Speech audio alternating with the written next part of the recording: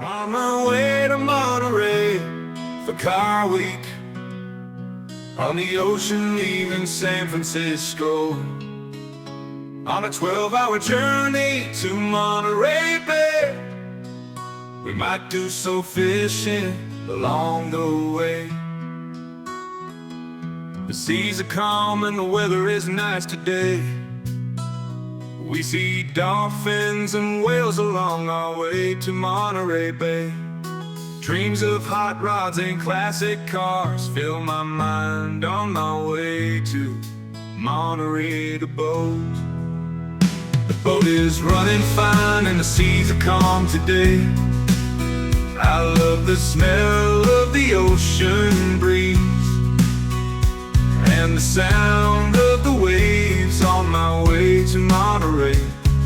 The seas are calm and the boat is running strong on my way to Monterey Bay. On my way to Monterey, the seas are calm and the boat is running strong. With dream of hot rods and classic cars. When I get to Monterey for CarWeek, I will drive along the ocean to Pebble Beach, with the ocean on my side, with the wind in my hair, traveling the coastline in the Monterey. Much to see this time of year, with classic cars everywhere. Oh Monterey, what a wonderful place to host a car show or two. On my way to Monterey, the seas are calm and the boat is running strong. With dream of hot rods and classic cars, on my way to Monterey Bay.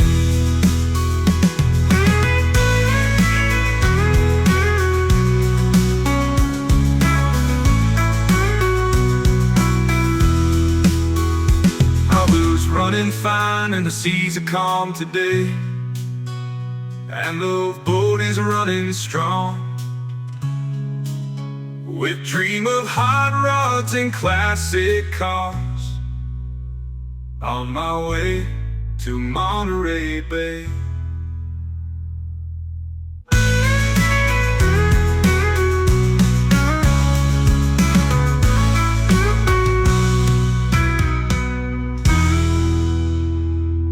Welcome. This is the video segments of our different legs on the 2024 Baja Ha-Ha Regatta, going basically from San Diego to Cabo San Lucas. And this is our boat I'm showing. It's Eventide, a 1960s, I think 67 or so, DeFever design, steel hull. It's been hauled out for the last month in the Richmond, California boat yard to get some of the front. It's been painted and looks nice, but it had a little bit of the steel cut out and replaced, and sandblasted where the chain locker is. A lot of rust. You had to keep up on rust because it's a steel hull boat, and it's 53 feet in length. As I said, it's a DeFever design, built in the Scala shipyard. And I'll take you a tour around. This is before we're launching. Our first leg is our normal trip to Monterey, California from San Francisco Bay. As my song attests to, it's a 12-hour journey if you go nonstop. And for CarWeek, right, that has all the auctions and the Monterey classic car races at Laguna Seca Raceway. that we do every year from 2005 onward. So we're doing this. I'm doing this part of the either if you call it a blog or you call it uh, or you call it a video. I am doing this leg of the video, and I was deciding whether to do a wider angle shot. But you'll see in the travel lift a little bit later that um, that you'll see a better shot. So I will show you the additional things we had done was the prop tune and the shaft for the prop taken out, tuned up and then put back in with all the packing it takes to keep the water out. So that was redone. Bottom painting was redone. Here's a shot of the prop. It's a single engine Caterpillar 280 horse diesel engine and like 180 horse or 140 horse Caterpillar engine for the genset. We also had installed the um, satellite internet by Elon Musk, the uh, satellite installed, so we'll see how that works. Um, and here's some of the bow or some of the underside. That's the keel. And I'll show you around on the other side. It has an old style um, stabilizing fin, they call it. And I'll show you. Let's see if it's on this side. I forget unless he had taken it out. Um, oh, there it is, right there. See, that's the old style stabilizing fin, which with the electronics being in the 60s, we couldn't figure out how to get it working again, so it's locked in this position. So it might help a tiny bit with the rolling, and it doesn't roll too bad. It's not like some boats. Um, So we usually pick a day to go down to Monterey like today. That's going to be fairly calm, probably 10-foot seas every, 10, 12 seconds or something. That's not too bad. So I'm showing, let me get a better shot, so I'll get away. And then I'll come back when they put it in the sling. That's the uh, travel lift. I have to remember what the name of it is. Travel lift that will be used to take eventide to put it in the water again. And then this is eventide. It looks really big out of the water because there's a lot of water line. It's about 8 feet deep and the hull, so it looks a little bit smaller in the water.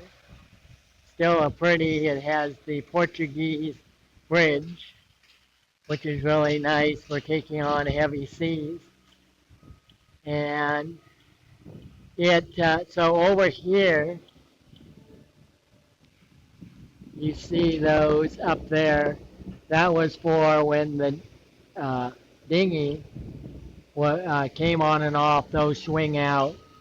Now we have a newly designed dock box to match the one on the other side that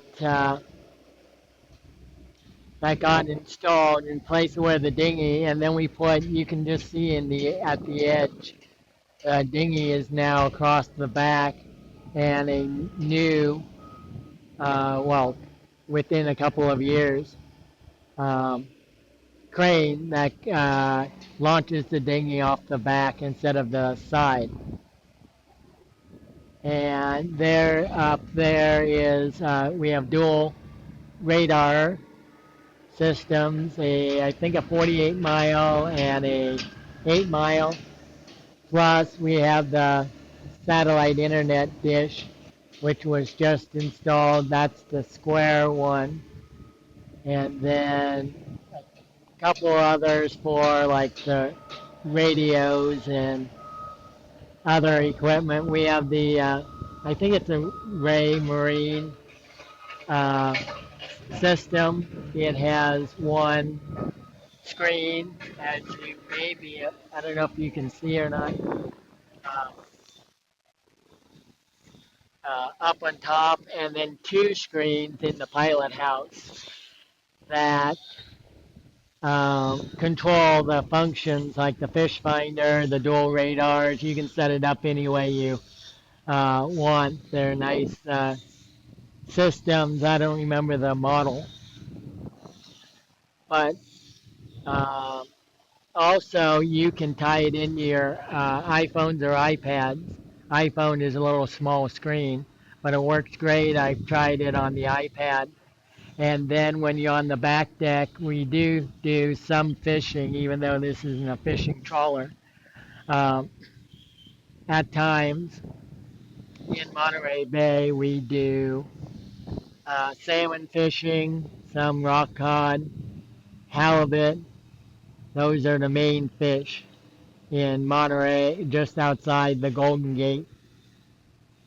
And halibut comes into the bay and is okay to fish because it doesn't stay there for all the pollutants in the water. So, so for that, you can use the fish finder on your iPad and then monitor it better than having to radio back and forth to the helmsman captain about whether there's fish or not. So that's nice. You can even do the radars. You can do anything on your iPad that you can do on the regular, I think they're 17-inch Ray Marine screen.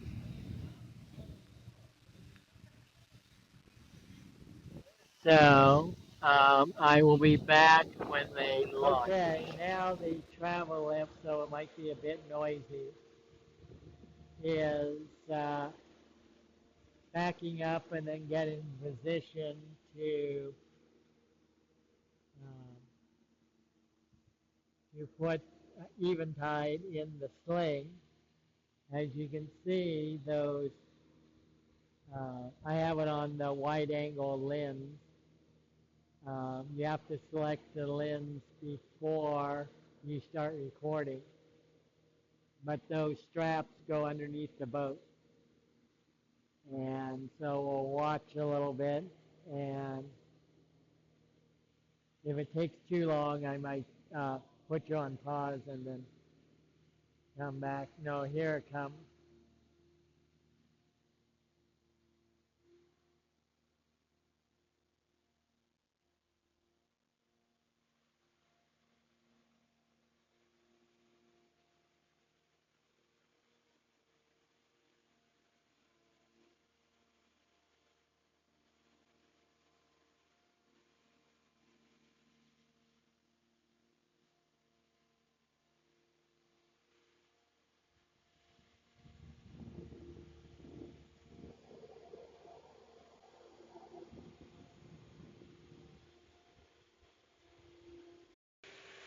Now we're back with the 24 millimeter standard camera, which is still a wide angle. If you know 35 millimeter cameras, but it's called the standard camera, uh, standard lens for the iPhone.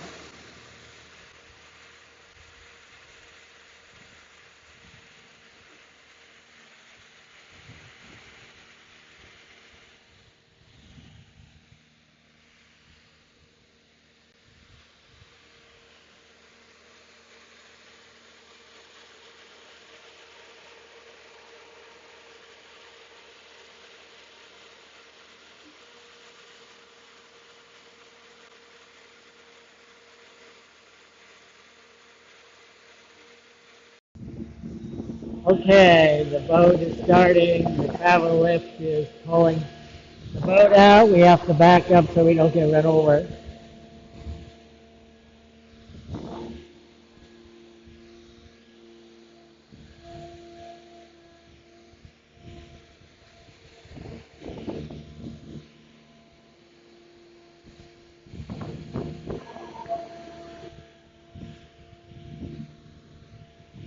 Yeah, I keep having to back up and back up so I don't get run over.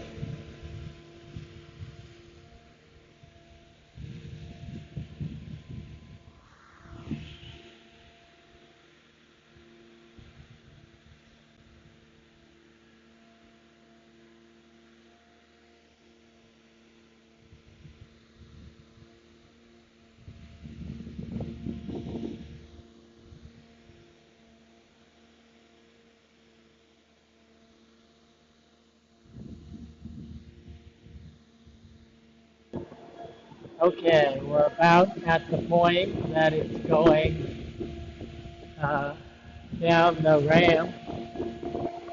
Yeah, this is where it's going to be launched.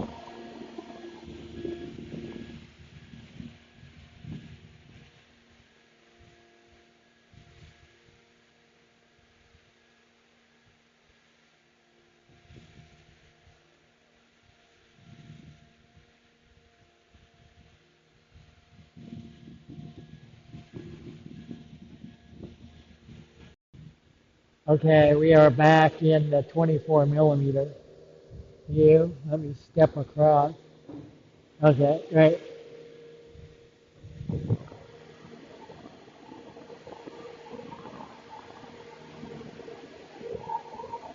A good view as it's lowering down in the water slowly.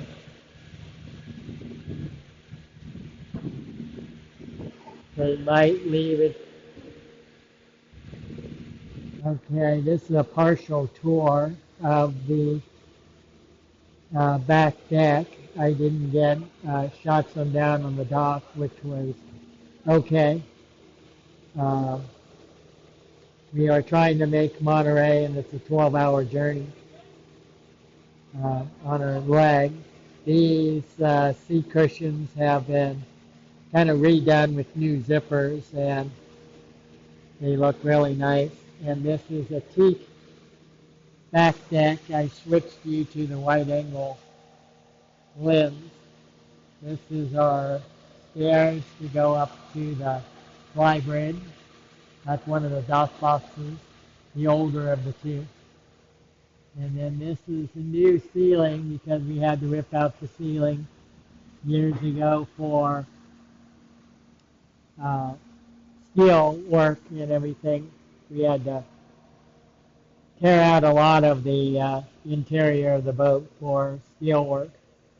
So the aft cabin and everything and part of the forward cabin. So that was a huge job. I don't know if that was 10 years ago by now, but this is the back deck. You got storage area. All this storage is usually for like nuts and bolts and painting supplies.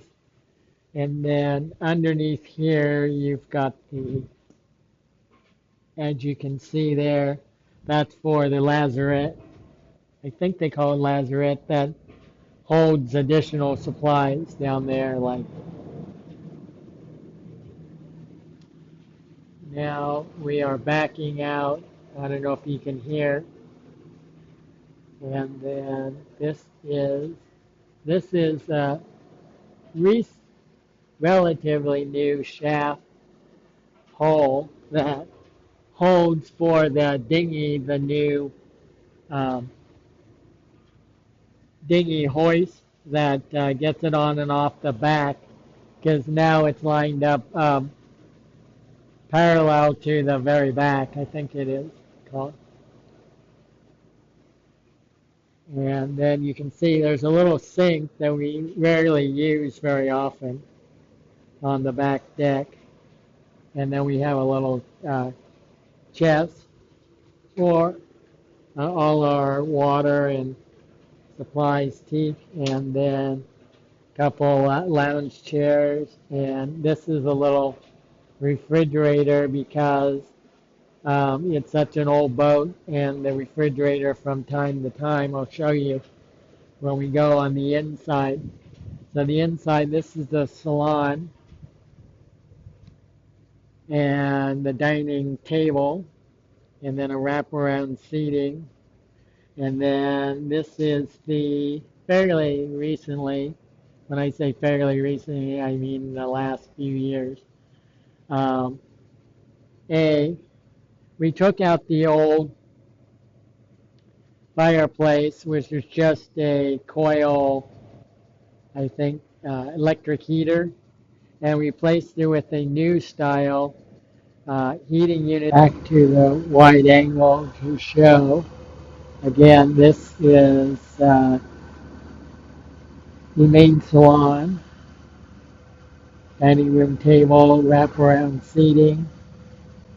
As I was saying, this is the fireplace. It was upgraded a couple of years ago with one that looks like real flame. It's still an electric fireplace, replacing the old fireplace with just the heat coils in it originally. And this is is it Samsung that makes it the frame, called the frame TV.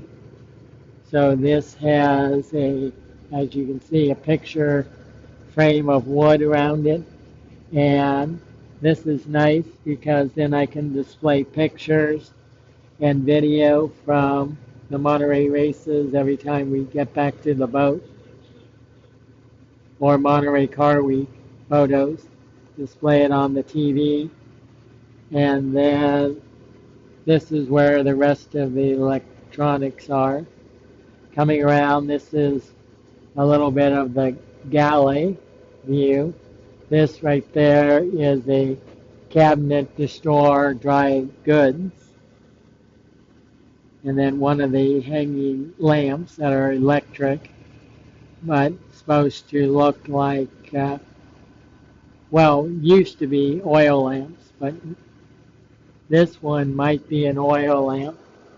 This one I know was turned into electrified. And then we had a little down lighting. It's hard because you got to reach up and turn them on.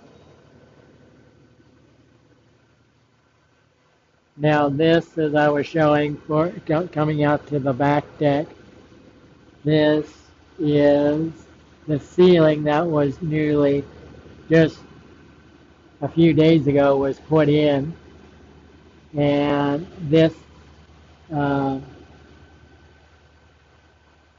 after the all the rust and everything, part of the ceiling had to be torn out. So then it took a couple years before we could get around to putting in the new ceiling. Now we decided to add down lighting. So you see the holes, we got to still install the actual lights. But we got the wiring to the lights all put in. This was the old light. I think it runs off 32 volt system. We have, I don't know if we have 24 volt. We have like either 24 or 12 volt and 32 volt systems on here. And then coming in, so now it may be slightly rocking around, but not too bad. And then here's the galley. This is the oven. This is the refrigerator. And when we go in here, that's the stove. Some of the burners may not work very well. And then a little pint-sized microwave. And then when we get down here, this, I won't open it up, but this is the freezer. So the whole thing from here all the way over here and back to there is the freezer. And if it's working, it's an old system, so it keeps going out every once in a while. Um, it has the brushless or brushed motors. So it has the little brush in the motor, so those go out every once in a while and need to be replaced. And so the motor rebuilt. Plus, sometimes it gets a freon leak uh, in the copper tubing, uh, and that's hard to track down a lot of the time. So that's why we have a little refrigerator on the back deck until we can track down and fix it. It's hard to get parts for these older systems. So that is put you on pause again. This is the wheelhouse steering station. This is a, so you can see a bench seat goes all the way across. These are old photographs of Eventide down in LA, California during the Trans-Pac 1968 or 69, something like that, or somewhere around those dates. And here is, that's the old Compass that we left in just because it's a unique piece. But it's a little hard, as you can see, to maybe read it. And this was the old uh, autopilot. We have, as you can see, a new autopilot and just regular XM Sirius satellite radio. And then, whoops, I keep falling because of the little bit of swell. This is the one of the screens for the navigation system, and this is set at the 1.5 per ring mile, and then this is the fish finder, and then we have this one set up as the map and the bigger radar. So this is set up to an 8 mile per ring. And then I just wanted to show also how calm the seas are. So I'll film a little bit to show you how calm the seas are. They are, I'll zoom in. See, they are, if it shows on video, they are pretty darn flat at the moment. A little bit of swell, as it may or may not show up in the video, but flat seas, no, virtually no wind chop. As you can see, the flag is waving only a little bit, and it makes you feel like you're hardly moving when we're doing 7.8 to 8.1 knots. So then I will show you around. I'm going to change the view, show different scenes of the Bay Area and San Francisco Bay. And this is, we're leaving the Richmond Boat Works where we launched, and this is going through the channel till we get to the, if you want to call it, the outer bay.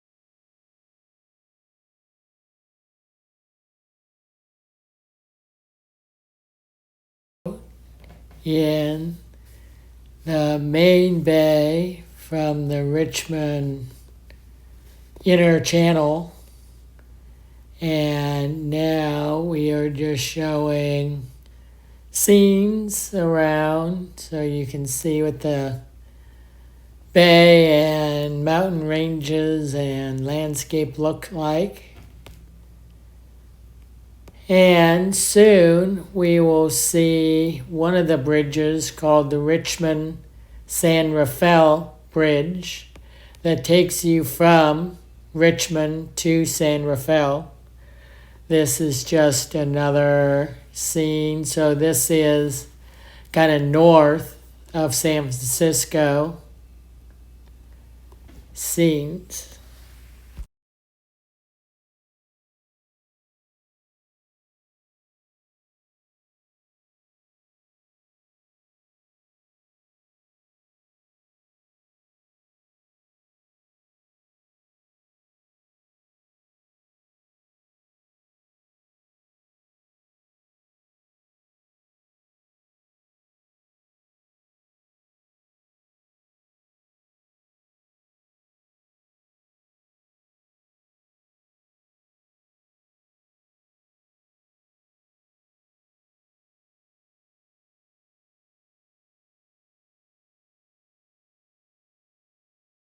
As you can see, this is the Richmond San Rafael Bridge,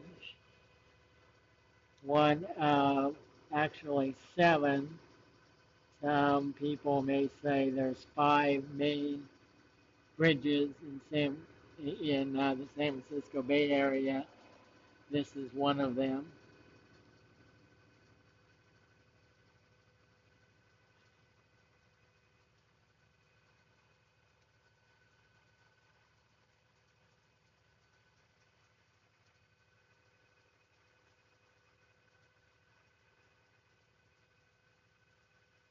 This should now be the Bay Bridge, which connects San Francisco to Oakland. And in the '89 earthquake, it was half, part of the bridge was damaged. So then, oh, let me get back to the picture.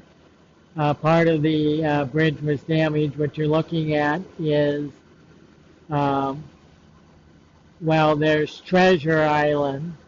You may know that as Treasure Island. This is looking through our canvas, so if it isn't perfectly clear. But the island is called Yerba Buena Island. And when we come around maybe the other side, I can show you the landfill flat part of the island is called Treasure Island. So the tunnel that goes through the actual rocky part of the island um, for the bridge is Erba Buena Island. And then if I can, so I'm going to show you from different parts of the boat. So then I'll pause and then pick up at another part of the boat to show you another part of the Bay Area. This is auto focusing. Doesn't seem to be doing very well. But this you're looking at is San Francisco,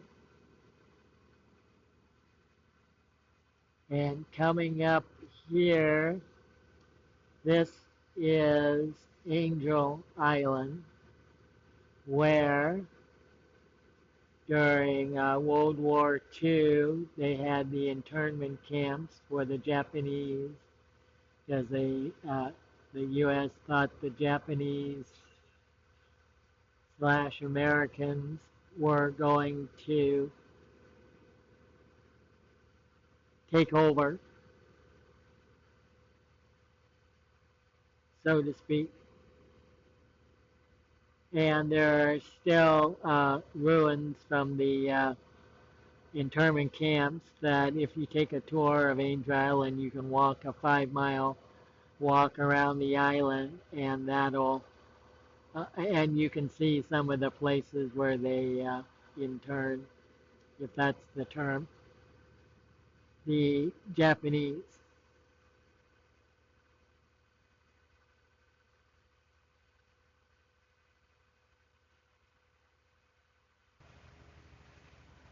Now I am showing the Golden Gate Bridge,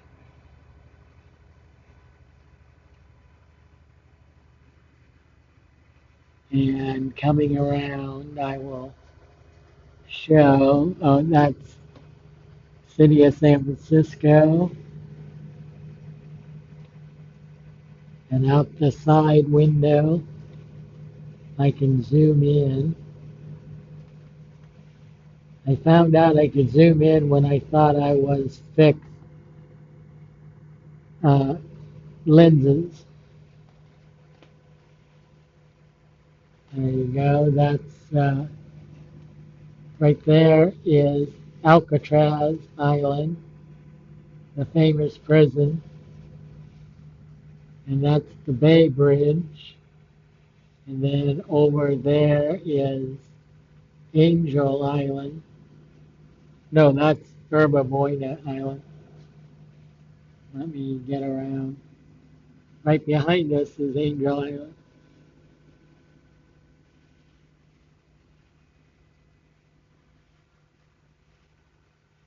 And then over there is Emeryville, California, and Oakland.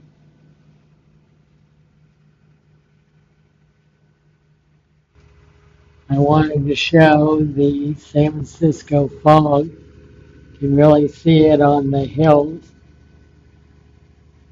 here. And let me swing around here. You can see it a little bit. The top of the bridge to the Golden Gate Bridge. You see off in the distance, maybe about 10 minutes from the Golden Gate Bridge. I'm zooming in on the Golden Gate Bridge so you can see the fog, and you can see the different parts of the Golden Gate Bridge. The fog has half the bridge covered. That's San Francisco for you.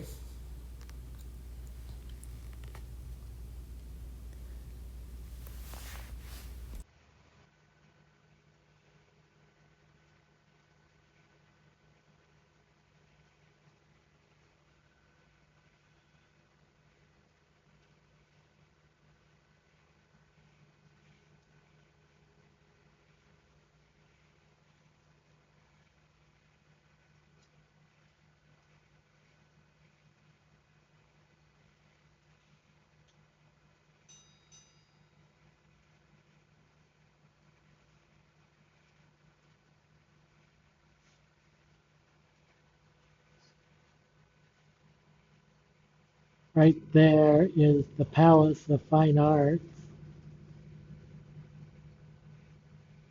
It was built during one of the World's Fair.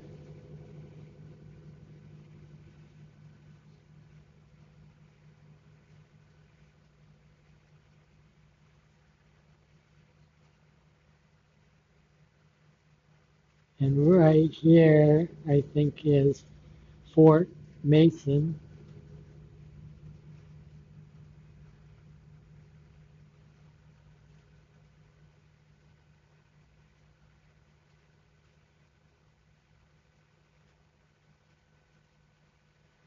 And then up here, I think, somewhere around here is a Presidio.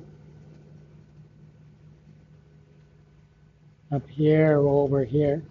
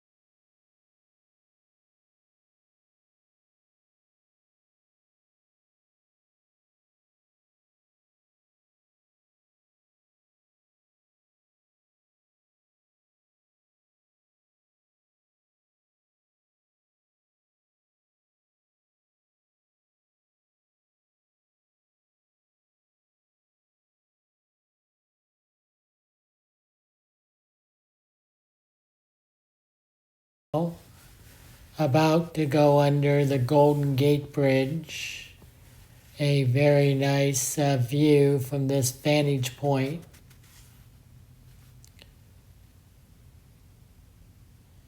And this denotes the start of the Bay Area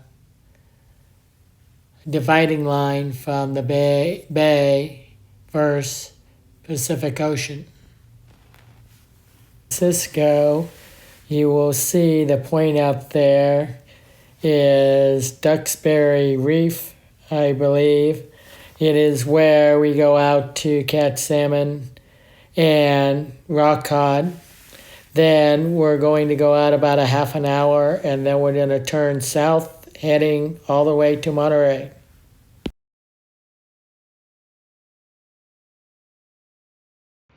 Okay, I think that's Point Pigeon Lighthouse, but I could be wrong.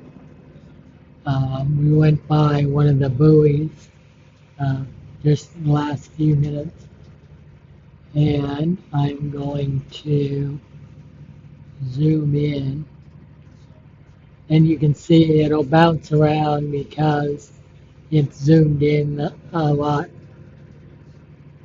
So it's zoomed in like almost 20x. So it might bounce in. So I might go back so it isn't as jerky for you guys. And so this is at 5x. And this is just showing some of the coastline.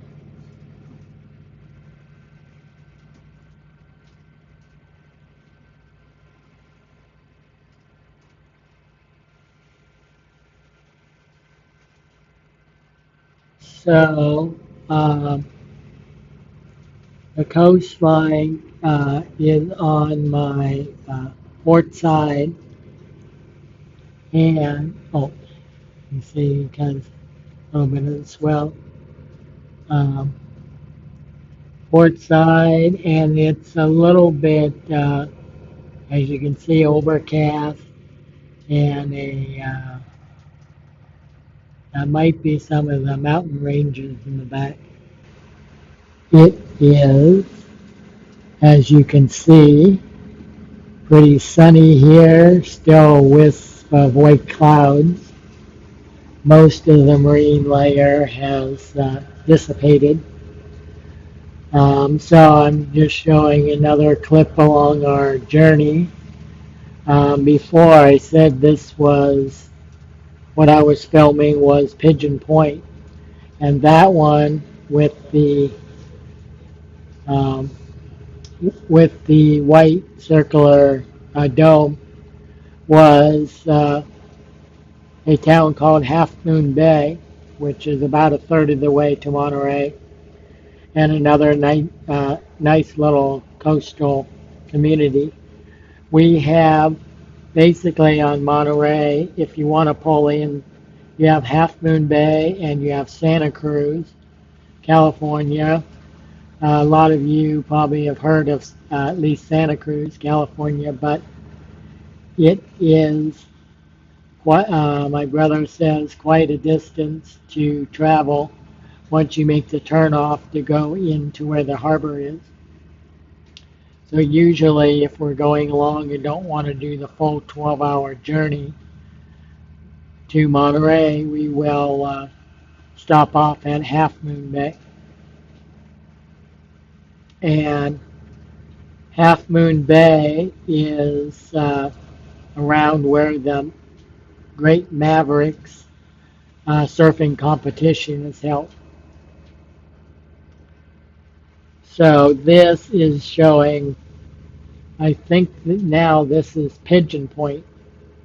The lighthouse I'm showing right now, if I zoom in,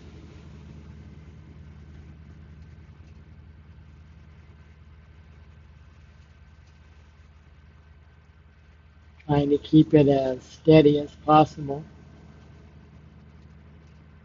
That's Pigeon Point Lighthouse, and then this is, we're coming up on at least halfway point in our journey for this first leg. Now let's see if I can get it to refocus. There you go. This is just showing some of the coastline since the sun's out. See the mountains in the background. And then go along.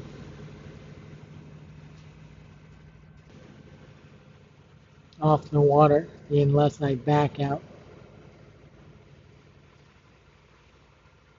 So what I found with Filmic Pro, I'm liking the latest updates to Filmic Pro, which is the app for the iPhone. It really, I think it's really easy, and I'm not paid to say this. It's just the app I am using over the basic camera app. It does also Dolby Vision like this is again the iPhone 15 Pro Max that you're seeing in the color. And I am, so the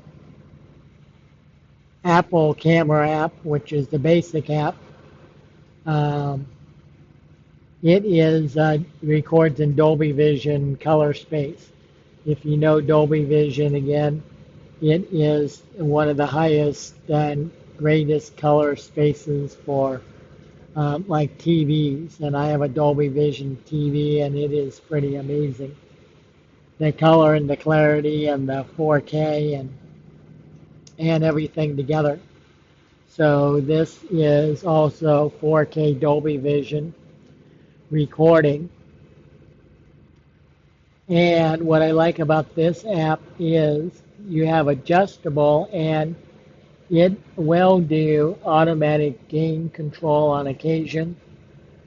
Plus, you can up and down easily in the app. You can't see all the functions. But in the app, you have a separate slider for the volume, and then you have a separate slider for, you just kind of tap on it.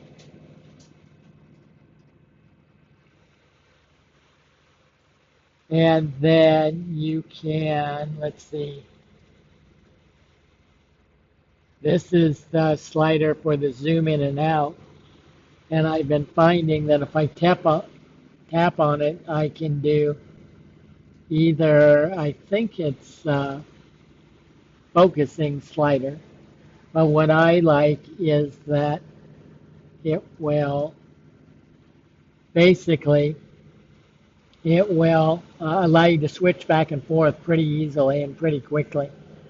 So I haven't figured out if I can change or how to go from doing exposure changes to doing focusing changes and things like that. So I'm learning the new app version. I used Filmic Pro a while ago and I liked it, but this one seems easier to use and it doesn't take up a lot of these apps will take up half the screen just on your controls. So you may like all the digital SLR type controls, um, but it does take a lot of screen real estate that I like to use for seeing what I'm filming. So this is one thing I would try out if you want the Filmic Pro. And so this is probably all for right now. You can see it's a little bit choppier than it was before, but not much. And I'll go. The iPhone 15 Pro Max has three lenses. So whatever lens you choose, you can zoom in and out digitally on that lens, but you have to change lenses if you want to zoom in even further or zoom out to the like ultra wide lens, and then you can zoom within that lens. So if you kind of get the idea what I'm talking about, because if you do an ultra wide lens and then zoom in, you're digitally zooming in, which isn't as good quality. But also you can only zoom in so far, so you can't zoom in as far. It doesn't like switch lenses like the iPhone um, standard app. Maybe there's a setting that lets you to do that. Some videographers like to zoom, no, like to use one fixed lens, and they don't want it to automatically switch lenses like the standard camera app will switch lenses as you zoom in. Some videographers like the ability to lock a lens in and then zoom if you want between that lens setting.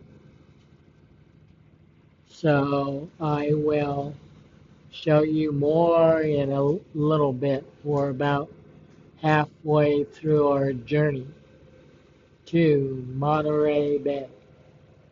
We are now inside Monterey Bay, and we're about an hour and a half or so out of uh, Monterey Municipal Pier, the harbor of in downtown Monterey. And it ended up, it's a little bit more swells and wind waves.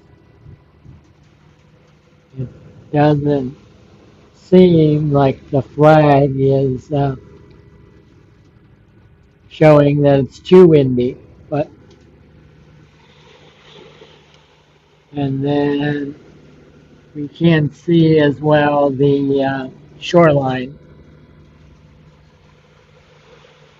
but you can see how I'm trying to hang on a little more. It's not too bad.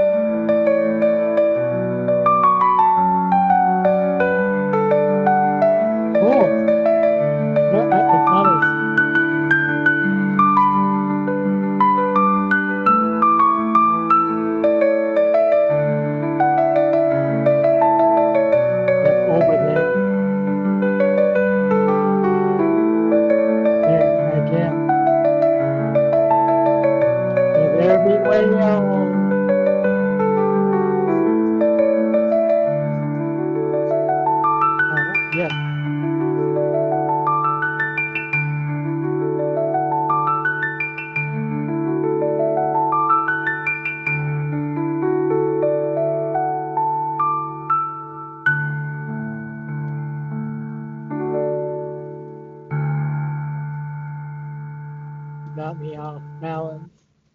You can see by how the boat's rocking for a second. It's been pretty calm today, but right in here is more rocking than we had all day. But we did see whales, not as spectacular as the other ones with the tails like super high out of the water.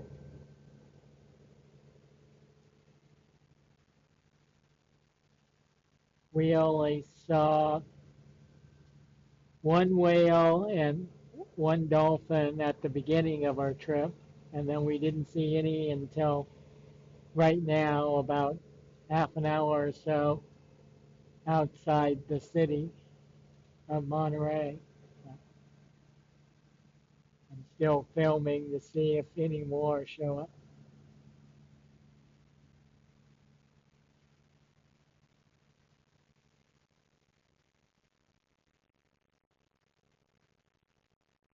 A few views when we're coming in to the harbor. This is somewhere around there, should be Monterey Bay Aquarium. So looking at that, we're just going around the coastline of pretty much Monterey. You would call this Monterey, or the whole thing is Monterey Bay, but this is the coastline. Here's some more coastline. We're getting into Monterey and the wharf. So the Fisherman's Wharf. Now this is the beach on the opposite side where we take our dogs. We are in the municipal pier, which is the fishing side of the pier, where you can get fresh fish. And then the other side is the touristy side. So right about there is where we're going to dock our boat. We're going to go in. There's an outer harbor and then an inner harbor. That's more the beach. I'm swinging around. Try to show a little bit of the peninsula. This is closer. I'm going to have to go in a second. But this is coming in. This is the outer harbor. And let's see, over there is, right over there is the wharf, the Fisherman's Wharf. And as you can see, there's the beach over on that side. This side right here is the cannery or fishery, where the fishermen come and they sell their fish. And then I'll show you here, that's the inner harbor. And then I'm going to go so I can get ready to tie off the boat. We're just in the back past that break wall into the second inner harbor. So this is the outer harbor, and then this is the inner harbor. This we already docked. We're waiting around for the harbor master after hours to come and open up so we can check in. If you can hear, that's the sea lions. That's the main big guy, and he's this other one's pretty big. And this is the small boat ramp for launching the smaller boats that can fit on a trailer.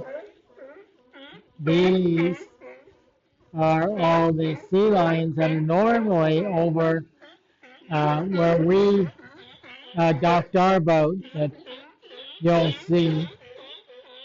And they're pretty noisy, but they're all over here. So we're not sure what's going on, whether they have this ramp closed or not for some reason. But it's you can see it's almost in the water at the end.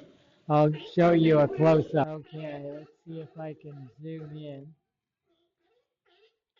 Yeah, I can zoom in, and whether it's clear enough, um, see all the sea lions, and you see it's getting close to the water.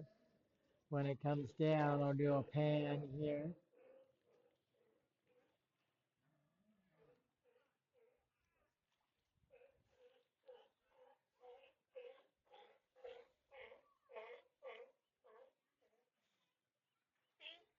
See this guy, and he's not even the biggest.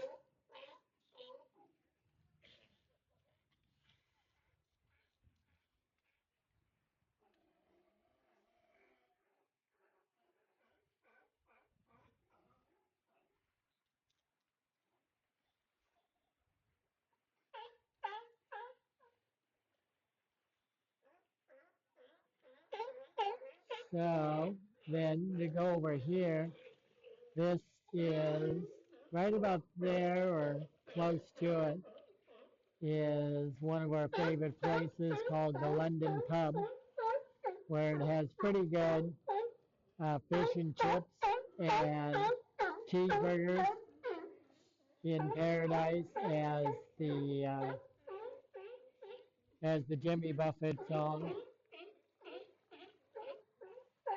So there's another good restaurant that's a sushi restaurant behind there and up the stairs on the top or upper level. I think right there, and that's a pretty good restaurant.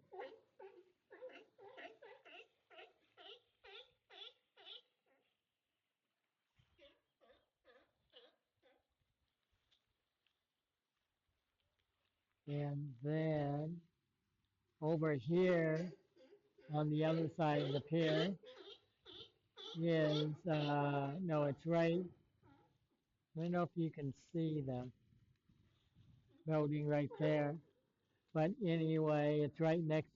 It's either this one that is a good breakfast place that we like to eat at. This is just a pan. I'll back out a pan of the harbor where we are docked on the other, and I'll show you in a second.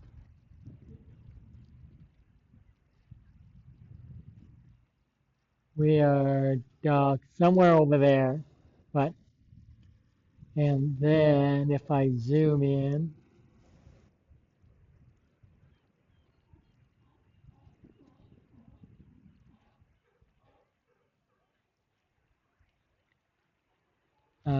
this is.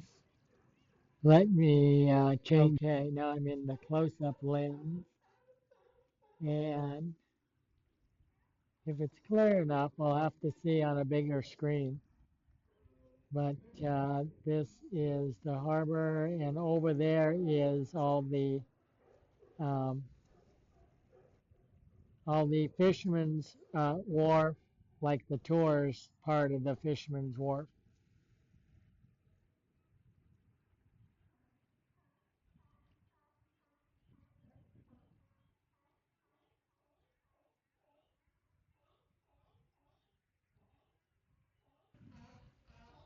Now I think even in my earphone microphones, you can really hear this sea lion. And mine are supposed to be noise canceling earphones.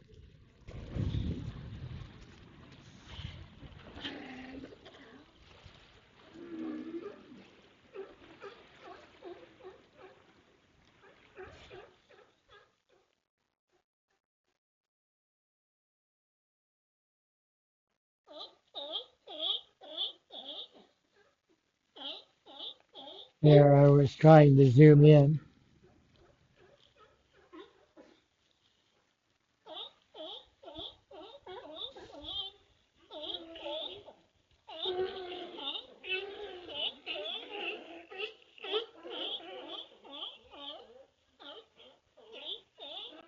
See, noisy. I'll show you the sky because it is overcast and it doesn't really show the gray as much. But it is little foggy and you can feel the moisture in the air.